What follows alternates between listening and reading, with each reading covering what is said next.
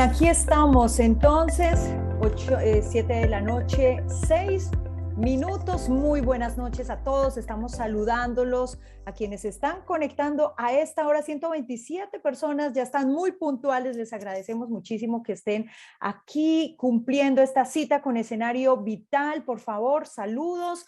Cuéntenos, por favor, desde dónde se están conectando. Veo muchísimas personas desde diferentes ciudades del país: Barranquilla, Medellín, Cartagena. ¿De qué otras latitudes? Hay gente de Venezuela. Hola, Francisco Arias. También nos saluda gente de México, de Lorica, Córdoba.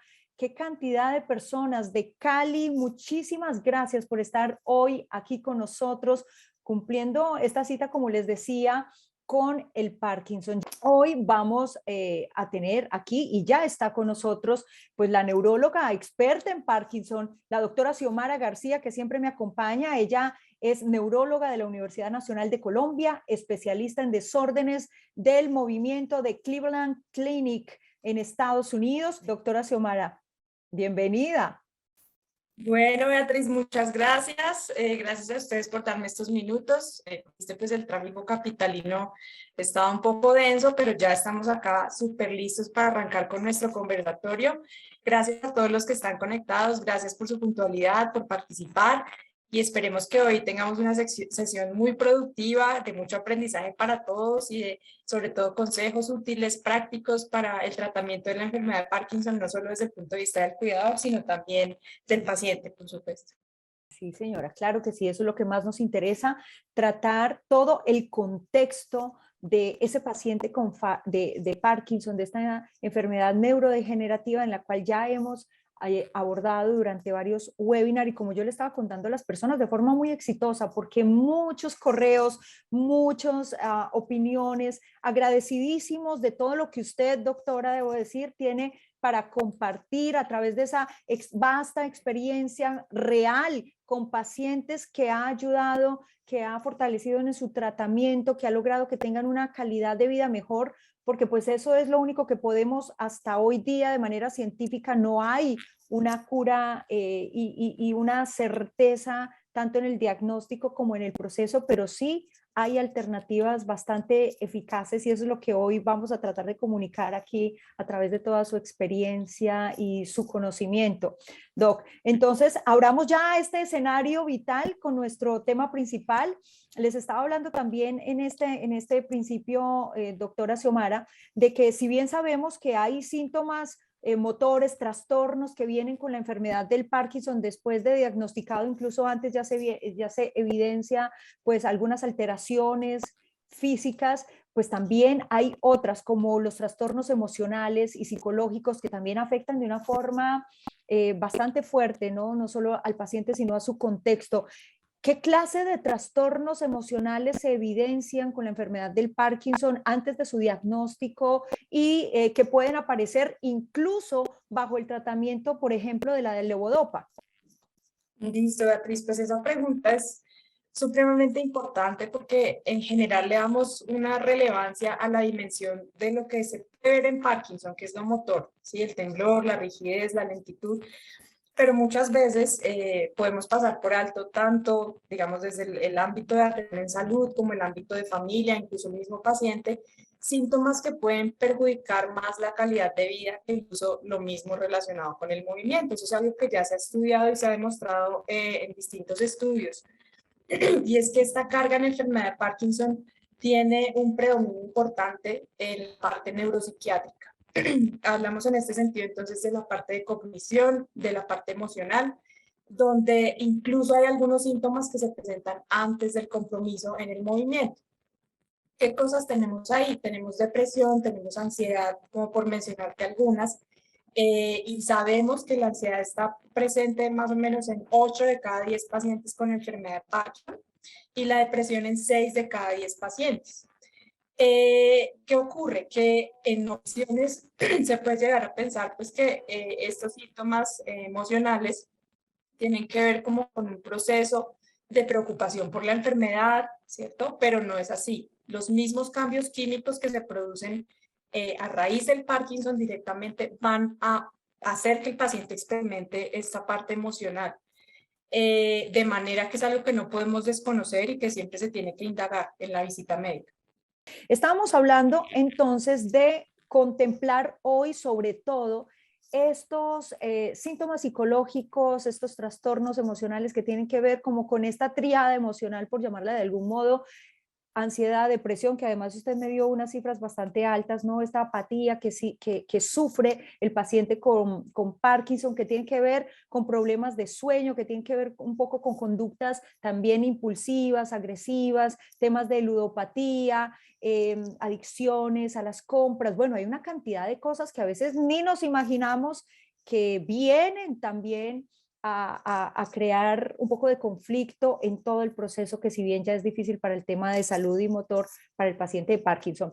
¿Qué otras condiciones, doctora, emocionales y psicológicas, qué otros trastornos se pueden evidenciar para aquellos pacientes que están, digamos, en esa etapa inicial, que a lo mejor todavía no saben que están diagnosticados con Parkinson o que ya están durante el proceso y empiezan a sentir todo esto? ¿Cuáles podrían ser esos que ya usted tiene identificados? Listo, pues el más común en las fases tempranas es ansiedad, ¿sí? Entonces, como Correcto. les comentaba hace un momento, e incluso la ansiedad se puede presentar antes de que ocurra temblor, antes de que ocurra rigidez, y puede manifestarse desde cosas leves, ¿cierto? Como la tendencia a tener pensamientos catastróficos, Sí. hasta cosas muchísimo más severas como el miedo a salir de casa, miedos, digamos, irracionales a desastres naturales. Entonces, ese sería el más frecuente, ¿sí? Otra de las caras es la depresión. Entonces, los pacientes tienen, pues, digamos, un ánimo triste, pierden la capacidad de disfrutar o de engancharse en actividades que previamente sí les generaban agrado. Esto puede tener unos cambios, además, digamos, asociados a el apetito. Entonces, los pacientes pueden o comer más de lo que comían antes o tener una disminución de la ingesta de alimentos. Pueden tener algunos cambios en su sexualidad, disminución de la libido, alteraciones, pues, digamos, en la parte eréctil. Ujú. Entonces, eso, digamos, en cuanto a la faceta depresiva. Hay un síntoma que tú mencionaste y que me alegra mucho que traigas a colación y es la apatía. ¿Sí? ¿Por qué razón? Porque siempre se había visto la apatía con una mirada como dentro del grupo de depresión, ¿no? Entonces es que la apatía hace parte de la depresión. Pero estudios muy recientes, uno de ellos publicados en The Lancet, que es pues una de las revistas médicas más importantes del mundo, nos han mostrado que la apatía es una cuestión distinta a la depresión y a la ansiedad, ¿sí? Es decir, un paciente puede tener apatía aisladamente, ¿sí? Ujú, ujú. Y esta apatía no necesariamente se va a acompañar de síntomas emocionales, sino simplemente puede ser una pérdida del interés de hablar, pérdida del interés por las cosas cotidianas, sin que haya una alteración en la parte anímica necesariamente, ¿sí? De hecho, hay una clasificación ahora de la apatía que afecta la calidad de vida del paciente y de los cuidadores. ¿Sí? Finalmente, digamos, el paciente apático no tiene interés tampoco ni una introspección clara de su salud, pero estar cerca de una persona apática es algo que sí genera una disrupción grande y una carga grande para el cuidado. ¿Sí? Wow. Entonces, te estoy hablando, digamos, de lo más común, pero nosotros ya sabemos que más o menos la mitad de los pacientes con Parkinson, incluso antes de tener manifestaciones en la parte del movimiento, van a tener impulsividad. Entonces pueden tener impulsividad en forma de irritabilidad, impulsividad en forma de hipersexualidad. Esto puede o no relacionarse con ciertos medicamentos. Antes se consideraba que era necesario tener cierto tipo de medicamentos y hoy en día sabemos que esa impulsividad, hipersexualidad, ludopatía, que es pues apostar patológicamente, digamos una tendencia impulsiva a comprar cosas, pueden hacer parte del Parkinson sin que sea una reacción adversa a un medicamento, ¿sí? Entonces, ¿qué ocurre? Que esta dimensión no se explora, digamos, de manera profunda en todos los casos por distintas razones. Una importante es porque puede haber ciertas limitaciones a la hora del tiempo que se asigna en una consulta, eso es algo innegable. Y la segunda está principalmente relacionada con el hecho de que son situaciones que generan cierta vergüenza, ¿cierto? Cierta incomodidad socialmente hablando, ¿sí? Entonces esto hace que haya un subdiagnóstico. Entonces, en realidad, aunque tenemos estas cifras tan impresionantes, sabemos que no estamos detectando a todos los pacientes. ¿Sí? Entonces, lo primero es quitar un estigma de este tipo de síntomas. ¿Sí? Es decir, obviamente hablar de la parte sexual, de la impulsividad en el comportamiento respecto a determinadas situaciones va a ser incómodo, pero si el paciente y sus cuidadores saben que eso hace parte de su enfermedad y no es algo que sea un motivo de vergüenza, seguramente van a poder verbalizarlo con mucha más confianza y de una manera muchísimo más abierta, porque además estas condiciones son susceptibles de tratarse, ¿sí? Es decir, no tiene un paciente que vivir con esta carga, porque hay muchas opciones terapéuticas. Me parece como demasiado importante eso que estábamos hablando acerca de la apatía, y es como dividir y segmentar esta trilogía emocional, esta triada entre la ansiedad, entre la depresión y entre la apatía, que no necesariamente tienen que ser los mismos síntomas para los tres, y que según algunos datos, como el 50% y usted me va a corregir o no, de los pacientes, pues puede padecer de algún síntoma psicológico de estos, incluso antes del diagnóstico y durante el tratamiento con algún medicamento, que ahí vamos a llegar también a revisar qué es lo que pasa cuando falla la levodopa, qué pasa con la safinamida y todo esto. Cuénteme entonces, ¿en qué casos se da específicamente estos síntomas y si pueden ser antes o durante el diagnóstico? Listo, bueno, entonces ahí es relevante tener en cuenta varias cosas, ¿sí? Y es que nosotros vamos a tener unos síntomas propios del Parkinson, que ya estuvimos reflexionando sobre la parte neuropsiquiátrica, pero a medida que ahí, digamos, avanza en la enfermedad, que se instauran ciertas terapias, nosotros ya prevemos que puede haber ciertas complicaciones asociadas a las terapias, ¿sí? La levodopa, pues digamos que ha sido el santo grial en el manejo del Parkinson desde hace 70 años, ¿sí? O sea, no existe un medicamento que sea tan potente como la levodopa para el tratamiento del Parkinson, pero después de que se inicia el tratamiento con levodopa, ahí nosotros conocemos que al principio hay un periodo que se llama luna de miel, ¿sí? La luna de miel, entonces, es cuando el paciente siente ese beneficio pleno de su tratamiento, hay una duración, digamos, de 8 o más horas al día con cada una de las dosis de levodopa. Pero tú sabes, esta fase que es variable, puede ir desde los 5 hasta los 8 años en términos promedio, vamos a tener entonces estos retos donde vamos a tener fluctuaciones, que es el término que usamos desde la neurología para denominar la duración breve o impredecible de la levodopa, y vamos a tener las disquinesias. Las disquinesias son unos movimientos excesivos producto de la toma del medicamento, ¿sí? O sea, que el paciente lo relaciona temporalmente, entonces se toma su levodopa y el paciente percibe que ya sea en el pico de la dosis o cuando se está yendo el efecto puede presentar estos movimientos. ¿Qué pasa también, digamos, en ese sentido? Que las fluctuaciones no solo son del movimiento, ¿sí? Es decir, un paciente toma su levodopa, mejora el temblor, mejora la rigidez por un periodo de tiempo que es variable según la etapa de la enfermedad en que el paciente esté, pero también va a mejorar la parte del ánimo, mejora el dolor, que son síntomas muy frecuentes no motores. Entonces, las fluctuaciones no solo están relacionadas con que el paciente se pueda mover o tenga menos rigidez, sino también con el hecho de que esa otra faceta no motora de la enfermedad, esa otra cara, puede también fluctuar, digamos, en respuesta al medicamento. Correcto. Esa es, digamos, como la perspectiva general.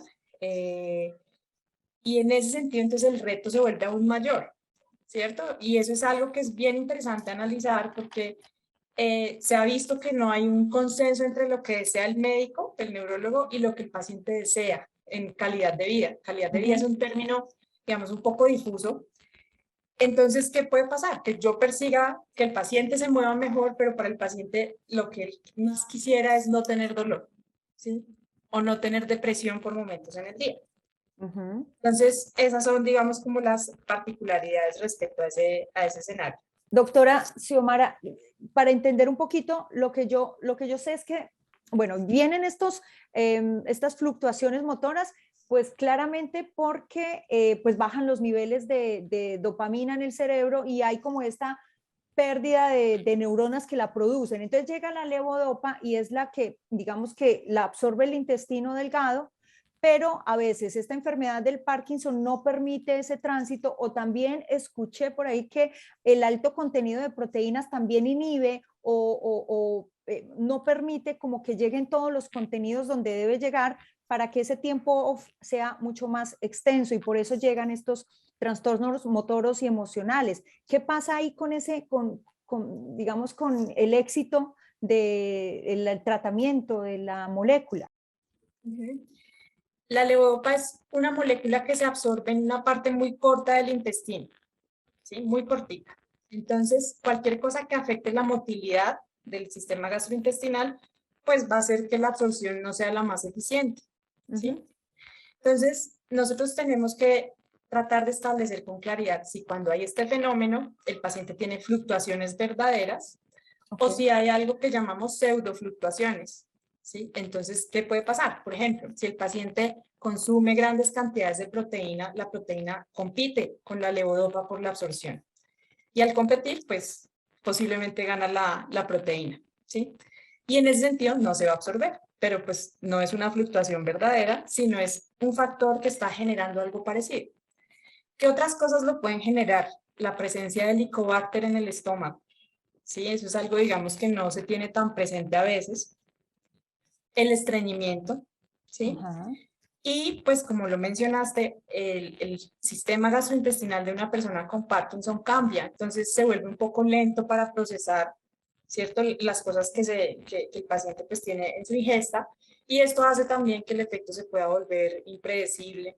Sí, esa es una parte de cómo ocurren las fluctuaciones. Entonces, cuando un paciente tiene cualquiera de estas manifestaciones que tú dices, bueno, es una fluctuación, debes revisar la dieta del paciente, debes revisar si tiene posiciones diarias, si tiene estreñimiento, ¿sí? Correcto. Debes mirar si tiene síntomas gástricos que te hagan pensar que tiene Helicobacter, porque hay que tratarlo, ¿sí?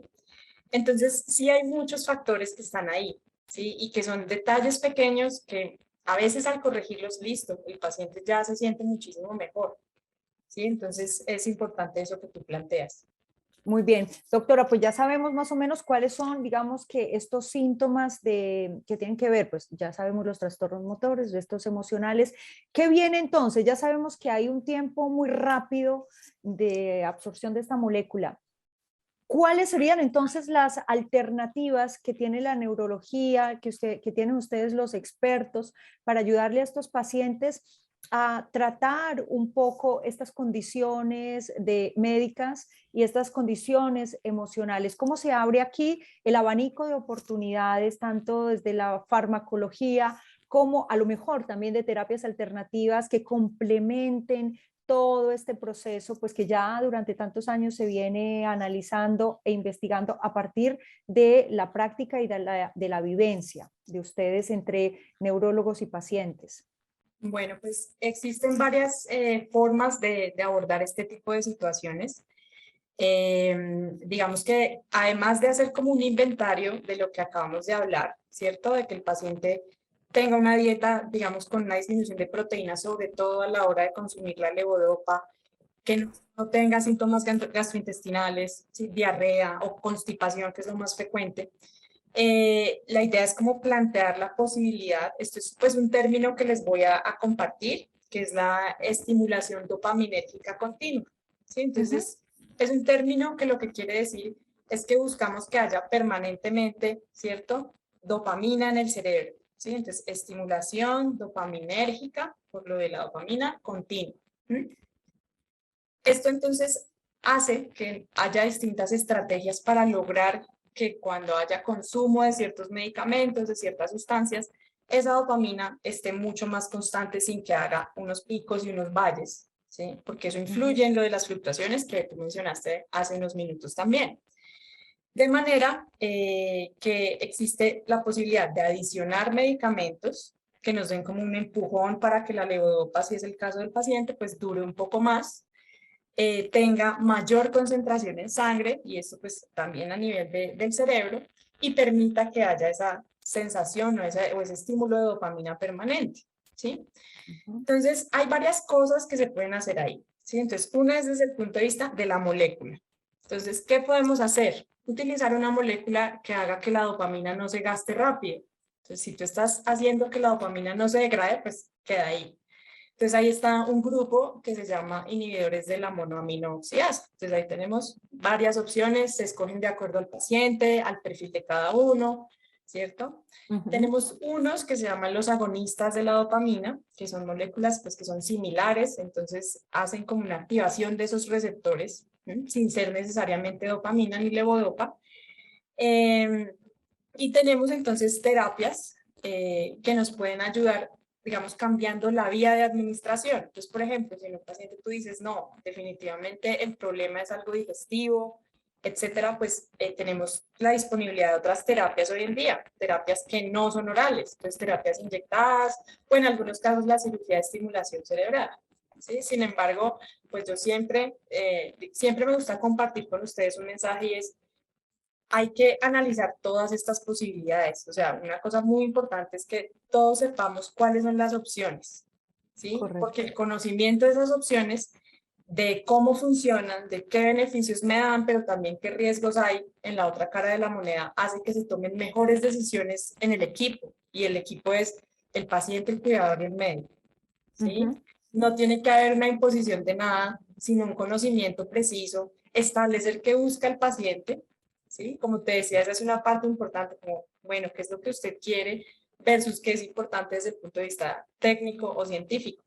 Entonces, esas son como, digamos, los grandes grupos de cosas que existen hoy en día para superar fluctuaciones y disquinesias.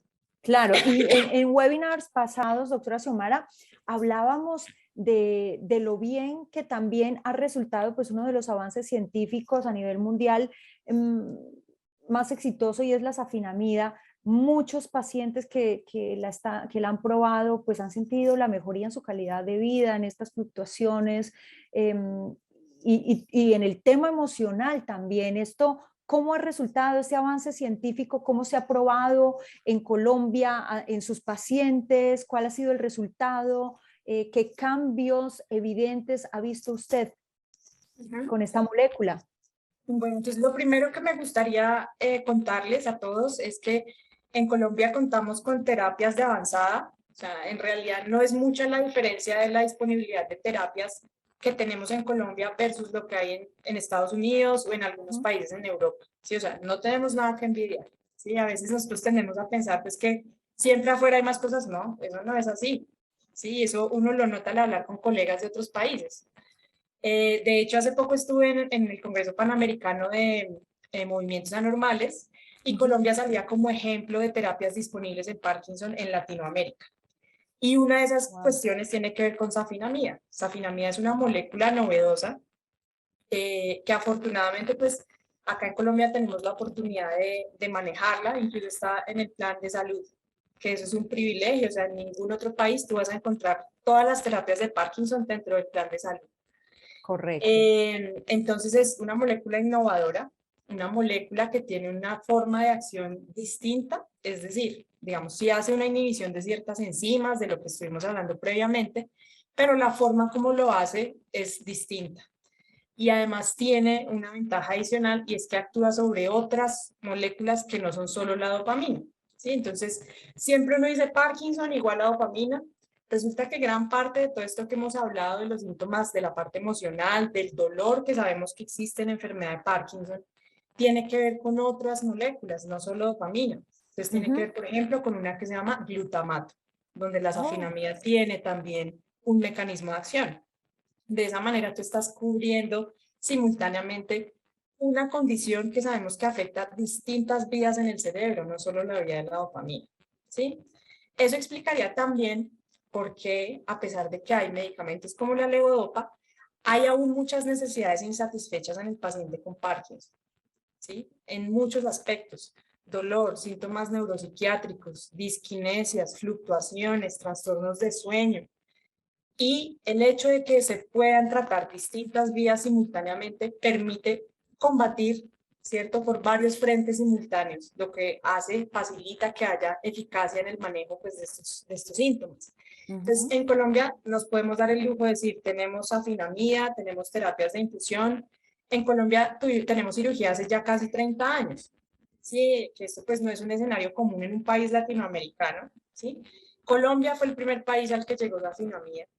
Entonces, muchas veces es importante que sepamos que tenemos esto disponible. Sí, ahora sé que nos acompañan personas de muchos países. Sí, Claro. obviamente la idea es también que ustedes sepan que existen opciones, puede que en este momento no estén disponibles, pero definitivamente muchas tecnologías y mucha de la innovación en Parkinson pues está tomando el mundo porque son necesidades en salud globales, no solamente en nuestra población. Así es. Y doctora Xiomara, de verdad que nos encanta esta noticia en el tema de salud, de que los recursos públicos también se estén enfocando en la financiación del tratamiento y la atención a los pacientes con Parkinson en Colombia. Tengo datos de que entre 2016 y 2021, según estos reportes del Registro Individual de Prestación de Servicios en Salud, RIPS, se atendieron 148.224 personas de Parkinson, dándoles y prestándoles toda esta atención en tratamientos con moléculas, en métodos alternativos. Es decir, que aquí las personas que están conectadas, sobre todo de Colombia, pues tienen que saber que hay foco en ellas, que tanto la parte médica, científica y de salud pública, pues está haciendo lo necesario, y nosotros también como entes particulares estamos haciendo parte de todo este engranaje que quiere ayudar a la calidad de vida de estos pacientes, dándoles información y, por supuesto, diciéndole que alternativas médicas en términos de moléculas y en temas de tratamientos, por ejemplo, pues que tienen que ver mucho más con terapias alternativas como la meditación, como la reestructuración cognitiva, yo no sé, temas sociales. Bueno, también vamos a ir hacia ese lado, pero qué bueno que usted lo refuerza y tenemos que sacar pecho un poco también por eso, quiero resaltarlo. ¿Qué otros tratamientos, doctora Xiomara, podemos tener para estos pacientes que tienen todo este tema emocional, de insomnio, de alteraciones en su parte social, ¿no? Hay meditación, hay ejercicio, ¿qué otro tipo de cosas pueden hacer? Y no solo los pacientes, sino también sus cuidadores y sus familias que se ven afectadas. Me encanta, Beatriz, que siempre tú piensas en esa otra cara, que son esas terapias no farmacológicas, porque muchas veces tendemos a pensar que la solución de todo está en tomar un medicamento, ¿sí? Y pues esto es una de las cosas. Pero definitivamente en Parkinson, por ejemplo, la actividad física es el pilar fundamental desde el diagnóstico, ¿sí? Es decir, independientemente de la etapa de la enfermedad en que estés, independientemente de la edad que tengas, del género, o de tu previo nivel de acondicionamiento físico, siempre hará un ejercicio que te va a traer beneficio, siempre. Entonces, desde el ejercicio cardiovascular, como la bicicleta estática, que ha mostrado que tiene, pues digamos, un impacto muy positivo, no solo en los síntomas relacionados con el movimiento, sino también con los síntomas no motores, como ansiedad, depresión y demás, hasta terapias más específicas como Tai Chi para el manejo de los problemas de equilibrio en Parkinson, ¿sí? Y esto que yo les cuento es algo que está estudiado, ¿sí? Claro. Donde se han comparado poblaciones que hacen Tai Chi versus poblaciones que no, con un seguimiento, unas medidas objetivas, unos desenlaces en salud claros, y se sabe que esto sí tiene evidencia científica, ¿sí? Entonces, ejercicio súper importante. ¿Cuál? Depende, ¿cierto? En qué etapa estés y qué es lo que estás persiguiendo con esa actividad física, ¿sí? Pero digamos que también sabemos que la meditación tiene un rol importante y no solamente por algo relacionado como con bienestar general, sino que ocurre que la meditación genera unas nuevas redes neuronales, genera que haya una disminución de ciertos transmisores que pueden ser nocivos para las redes neuronales. Entonces sí hay una evidencia de meditación en enfermedad de Parkinson y de meditación sobre todo para la parte neuropsiquiátrica, ansiedad, depresión, que es útil, ¿sí? Entonces, esta faceta es súper importante. Yo trato siempre de que ustedes se vayan con el mensaje de que hay que tener un equilibrio entre distintas cosas, ¿cierto? Un equilibrio entre los hábitos, junto con un equilibrio en la parte de medicamento, y cuando jueguen las terapias de infusión o la cirugía, tiene que haber, o sea, sería un triángulo, ¿sí?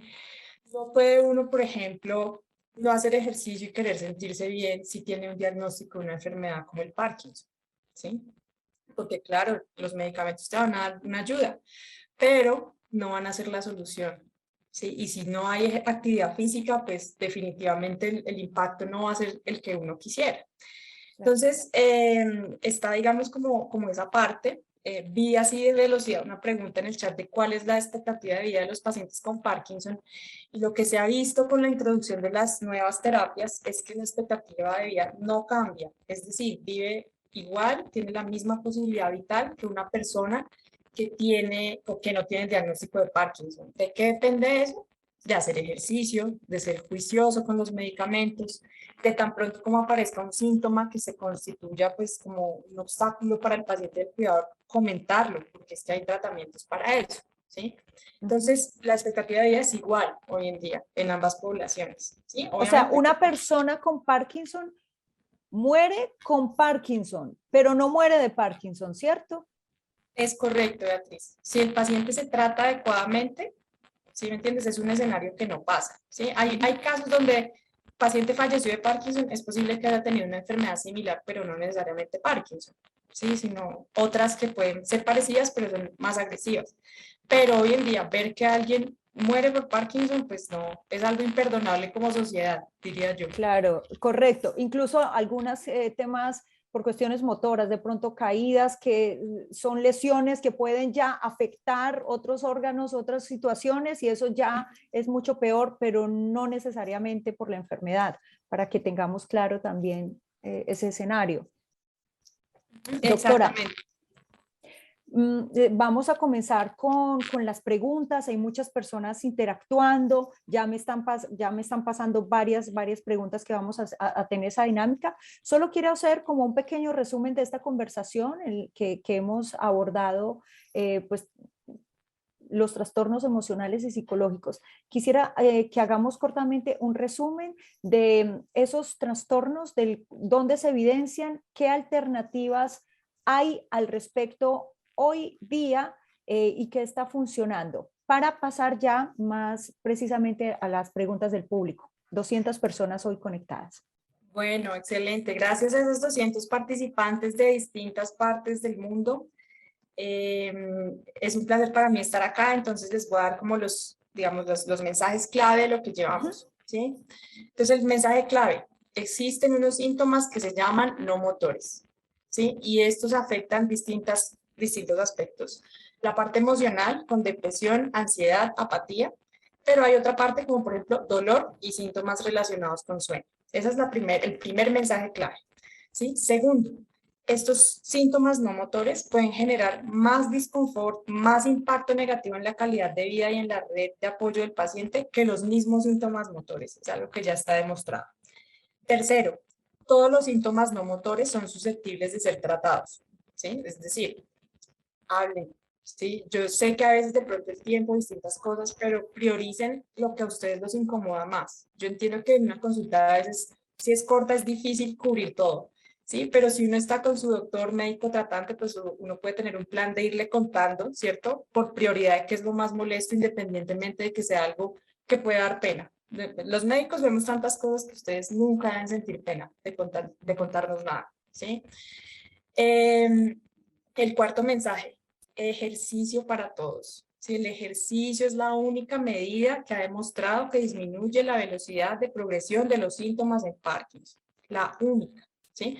Han comparado antioxidantes, dietas específicas, medicamentos, y el ejercicio sigue siendo el pilar fundamental de manejo, ¿sí? El ejercicio es, me atrevería yo a decir, más importante que los mismos medicamentos.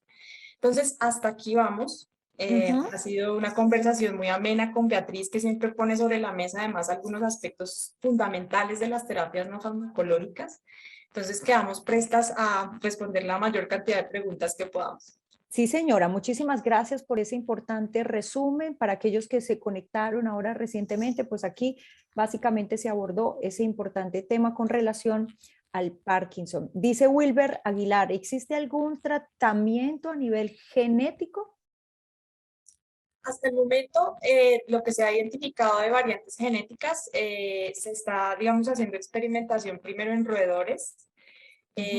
Ustedes, digamos, saben que en general en la investigación hay un proceso, ¿no? Entonces empiezan con modelos animales, entonces vamos en esa etapa, ¿sí? ¿Qué se ha visto? Que sí puede haber algunas terapias génicas que mejoren tipos muy específicos de Parkinson, ¿sí? Entonces en esto, el Parkinson es un espectro amplio, ¿sí? Pero sabemos que hay muchos genes diferentes involucrados en cómo ocurre el Parkinson. Entonces, para yo poder hacer eventualmente terapia genética en una persona con Parkinson, tendría que saber exactamente cuál es el gen afectado, ¿sí? Pero es un camino prometedor. Entonces, vamos enrutados, creo que vamos por buen camino. Nos faltan algunos años, esperemos poder ver, digamos, estos avances, pero entonces recuerden que hay muchos genes diferentes, no es uno solo, y eso hace pues que las terapias genéticas todavía estén en su fase inicial. Muy bien, pero estamos en la vía y eso es lo importante. Héctor Rosas dice, mi mamá de 84 años sufre de demencia y de un tiempo para acá veo que tiene episodios de ansiedad y angustia. ¿Cómo puedo ayudarla? Bueno, entonces lo primero es que ya estás haciendo lo más importante, que es presentar los síntomas, contarnos en confianza lo que está ocurriendo. Lo segundo, cuando se presentan este tipo de situaciones, siempre es importante hacer una pesquisa de ciertos aspectos en el metabolismo de los pacientes, ¿sí? ¿Por qué? A veces pasa, y es algo que los pacientes me comparten frecuentemente, que tienen Parkinson y entonces todo se le echa la culpa al Parkinson, ¿sí? Tengo la piel seca, es por el Parkinson. Me duele la cabeza, resulta que esto, pues, o sea, si hay unos síntomas no motores, pero no estamos exentos de tener cosas que estén generando más ruido en esos síntomas no motores. Entonces, cuando un paciente tiene este tipo de situaciones, lo primero es, generalmente, ¿no? Porque no es, pues no es una norma, mirar cómo está la hormona tiroidea, los niveles de vitamina B, los niveles de vitamina D. Entonces, con esta pesquisa, si tú, o sea, si el médico ve que está bien, ya el siguiente paso es tratar de entender por qué da la ansiedad. ¿Está esa ansiedad asociada a los periodos off? O sea, hace parte de las fluctuaciones. Si es parte de las fluctuaciones, el manejo es como de fluctuaciones, ¿cierto? Entonces, introducir safenamida, considerar de pronto otras terapias que nos ayuden a estar más parejitos en este nudo de dopamina. Si descubrimos que no, sino que es el síntoma paralelo, entonces se pueden utilizar, digamos, medidas como medicaciones para el momento de las crisis de ansiedad, ¿sí? Hay que mirar si la ansiedad, por ejemplo, es secundaria a otra cosa, a dolor, ¿sí? Entonces, en los pacientes con deterioro cognitivo, muchas veces la ansiedad es una manifestación de dolor, es una manifestación de hambre, es una manifestación de algún otro malestar. Entonces, es muy importante, pues, digamos, tener esa perspectiva. Entonces, el mensaje que quiero dejar aquí es que, o sea, si hay ansiedad, toca estudiarla y tratarla.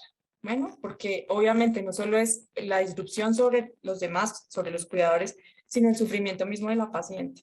Sí, entonces vale la pena, pues, de pronto que consultes específicamente por eso, ya con unas lucecitas, con unas pistas que te dimos acá en escenario vital. Muy importante, si no todo hay que echarle la culpa al Parkinson, también son problemas mentales que vienen de una vida no gestionada emocionalmente, somos ignorantes, debo decir, doctora, porque la palabra no es despectiva, ignorancia es no saber y a veces nos dedicamos toda la vida a tener conocimiento de algunas cosas cuando en realidad no nos dedicamos al conocimiento que sí nos ayuda, que es el del ser. Entonces, cuando llegan problemas exteriores e incluso enfermedades, pues no sabemos en realidad cómo despersonalizarnos de eso para entender incluso espiritualmente cómo funciona la vida. Y por eso ya estamos más enredados mentalmente que nadie. Así que ya es muy difícil a esa altura tratarlo o decir, es Parkinson. No, hay que mirarlo porque la ansiedad y la depresión ya se está convirtiendo en una pandemia mundial. No era el virus, no era ningún COVID, sino también todos los problemas mentales que hay a nivel mundial. Por ejemplo, hay una pregunta hablando de safenamida, me dice Consuelo Aray desde Venezuela, que es una paciente que lleva 12 años con Parkinson y dice, ¿sirve la safenamida para la marcha congelada y los momentos off? Entonces, esta pregunta, digamos que depende lo mismo. Si en el ON hay buena marcha, lo más probable es que la safenamida, al combatir las fluctuaciones, haga que haya un on más constante y eso mejore la marcha, ¿sí? Esa es una posibilidad. Otra posibilidad puede ser que tú digas, no, es que en realidad la parte de la marcha y eso son constantemente deficientes, así ella esté on. Es decir, se le quita el temblor, mejora el ánimo, pero igual ella no puede caminar y se congela, ¿sí? Entonces, en este escenario, digamos que esas terapias para fluctuaciones pues ya no tendrían un papel, pero hoy en día existen otras cosas que pueden ayudar mucho. Entonces, por ejemplo, la terapia física para manejo de congelamiento de marcha. Se han utilizado medicamentos que tradicionalmente se han usado en déficit de atención y se ha visto que un grupo de pacientes mejora marcha. Existe un medicamento que se utiliza en Alzheimer y en demencia de Parkinson que se llama rivastigmina y este también puede ayudar a mejorar la marcha. Y finalmente se ha utilizado experimentalmente Botox, toxina botulínica en miembros inferiores y hay pacientes que responden, ¿sí? Entonces, esa podría ser, digamos, el abordaje. Entonces, mirar si hace parte de eso, ¿cierto? No es que cuando estamos no camina, manejo de fluctuaciones. Si es algo que está permanente, entonces ya buscaríamos algo adicional. Muy bien, dice Verónica Patricia que cuál es su opinión sobre el inicio temprano de la levodopa en pacientes con Parkinson idiopático. Bueno, entonces, me gusta que me preguntes mi opinión porque en realidad es un tema donde no hay literatura suficiente para tomar una posición u otra, ¿sí? Entonces, existen dos corrientes de manejo de Parkinson y levodopa. Una corriente que se llama la corriente de ahorro de levodopa, que consiste en que en etapas tempranas no se use levodopa, sino que se utilicen otros medicamentos, ¿sí? Y se hace principalmente para evitar que haya complicaciones del uso de la levodopa y porque sabemos que es una enfermedad que progresa, entonces tenemos que tener como un arsenal más fuerte para más adelante. Existe otra estrategia que son las personas o los doctores que utilizan levodopa inicialmente buscando que haya muy buena calidad de vida desde el comienzo, ya que hay una potencia mayor de la levodopa en relación a los otros. Cada una de estas tiene sus pros y sus contras, ¿cierto? Entonces, una dice, bueno, es una enfermedad crónica, ¿sí? Eres una persona de 60 o menos años, en muchos casos, vamos a tener que mirar hacia el futuro, ¿cierto? Con largo aliento y decir, dejemos la levodopa para más adelante.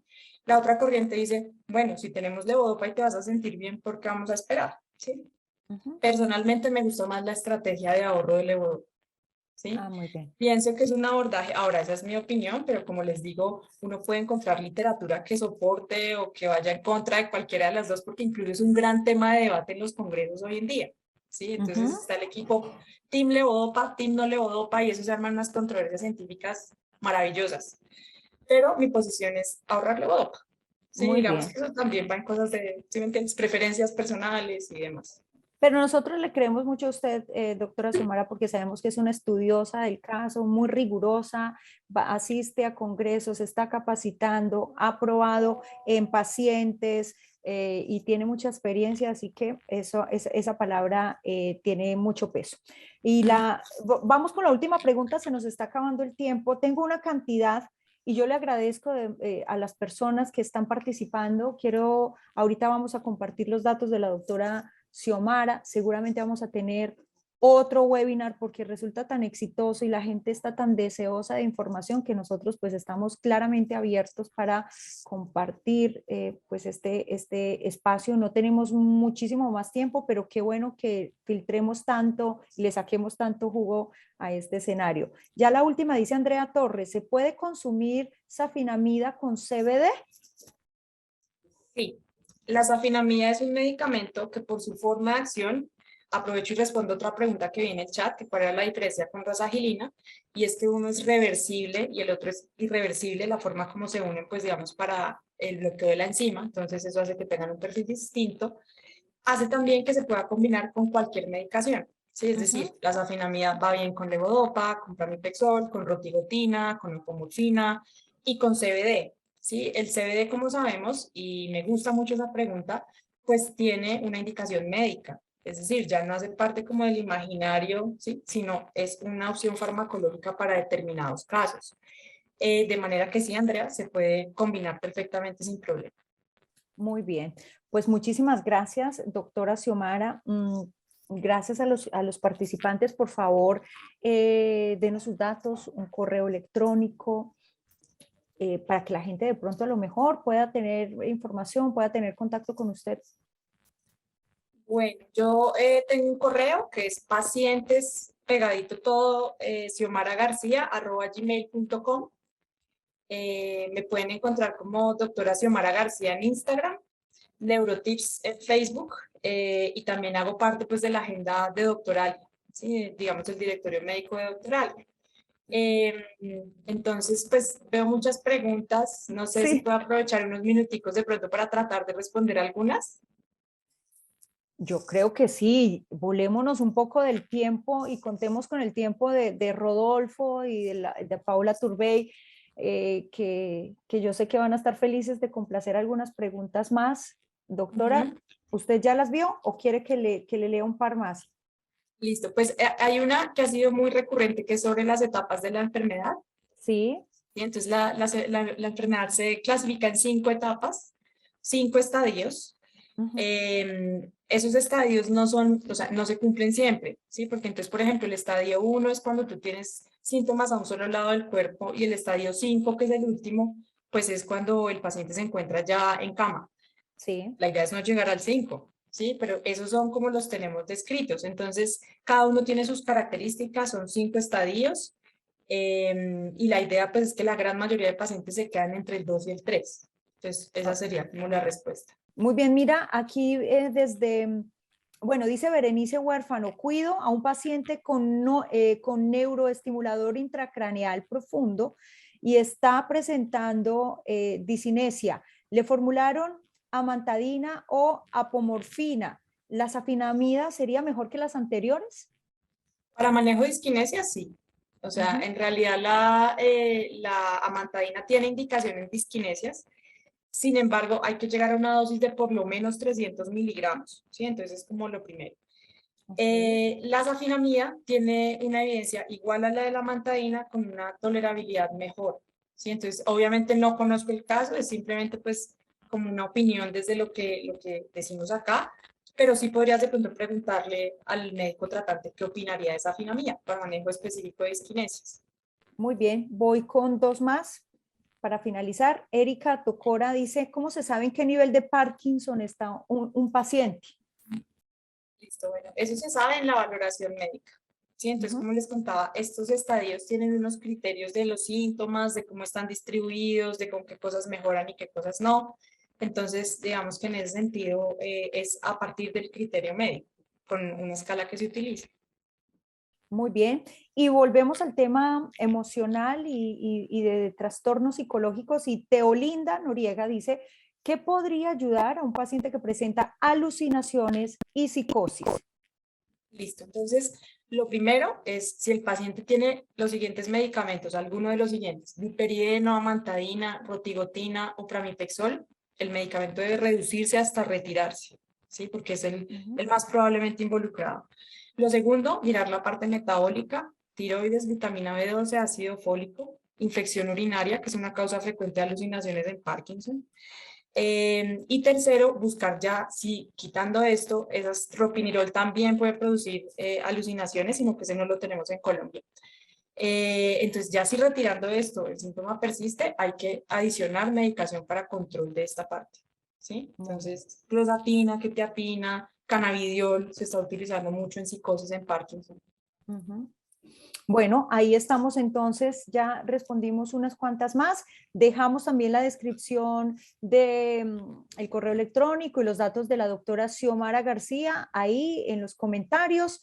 En 5 días, más o menos, está colgado en el canal de YouTube de Escenario Vital este webinar. Por favor, ustedes pueden ir a revisarlo de nuevo si se perdieron alguna parte, lo ven completo. Desde ahí también lo pueden compartir a sus familiares, a los cuidadores, a las personas que les interese, por grupos de WhatsApp. Lo que más queremos es que este contenido no solo se quede aquí entre las 200 personas, que ya son bastantes, que asistieron, sino que también esto se distribuya, porque es un contenido demasiado importante que nos ha brindado muy amablemente y muy generosamente la doctora Xiomara García, a quien le agradezco como siempre el haber estado acá, el haber compartido con tanto amor pues esta información para los pacientes de Parkinson, doctora. Muy amable. Listo, no, Beatriz, a ti como siempre, un placer que estés acá conmigo, que hagas que este tema se vuelva algo dinámico. Un abrazo para todos los asistentes, lamento las dificultades técnicas profundamente, pero igual espero que esta información sea de utilidad y que nuestro próximo objetivo sea replicar esto, ¿sí? Con que ustedes le cuenten esto a otras 2 personas, posiblemente le están ayudando a cambiar la vida de alguien. Entonces, un agradecimiento muy especial, Beatriz, un agradecimiento gigante a Escenario Vital por permitir estos espacios. Y bueno, ya saben la tarea que tienen, compartir toda esta información y poner sobre la mesa todas las inquietudes, todos los síntomas pues, con sus doctores. Eso siempre es importante. Sí, dejemos de compartir chismes y cosas que no aportan, que se va a acabar el mundo. No compartamos esas cosas que no aportan. Compartamos que hay vida, mientras hay vida hay oportunidad y tenemos alternativas para mejorar la calidad de vida de los pacientes con Parkinson y por supuesto de su entorno familiar y de cuidadores. Así que vamos con toda y esto es un equipo ganador. Así que gracias doctora, gracias al equipo de Escenario Vital, a Rodolfo, a Paola, a Mauricio, a Paula y a todos ustedes por haber participado. Nos vemos en una próxima oportunidad. Un abrazo, síganos en las redes sociales y en el canal de YouTube. Chao, chao.